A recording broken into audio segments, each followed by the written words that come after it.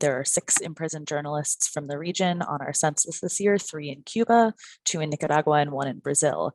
That does represent the highest number that we've documented from this hemisphere since 2009. So that in and of itself is notable. We are seeing an uptick in cases overall. Another thing that's interesting to note is the tactics themselves that are being used.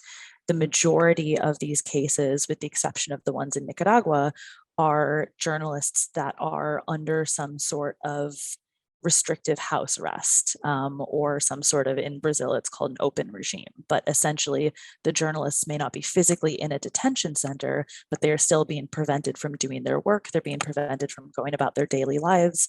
State security agents are monitoring their activities and what they do.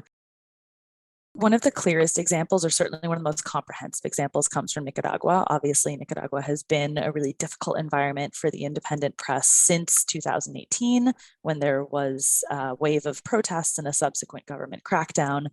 That repression sort of subsided for a couple years, but has really ramped up again over the course of this entire year, leading up to presidential elections that took place, or an electoral process that took place in November.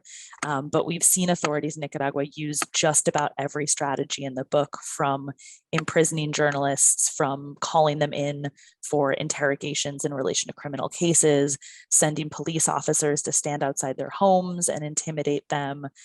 Dozens of journalists from Nicaragua have gone into exile in this year alone. Historically, we've seen much higher numbers of journalists killed in relation for their work rather than imprisoned. That tends to be the kind of main form of violent censorship that's used against journalists in the region. Even though we have higher numbers of imprisoned journalists this year, this 2021 is no different. We still have a higher number of journalists who have been killed in relation for their work. Mexico continues to be by far the most dangerous country in the hemisphere and arguably in the world for journalists. This year, it accounts for more than 80% of all of the cases of journalists who either have been confirmed killed for their work or that CPJ is still investigating to determine whether there was some relation.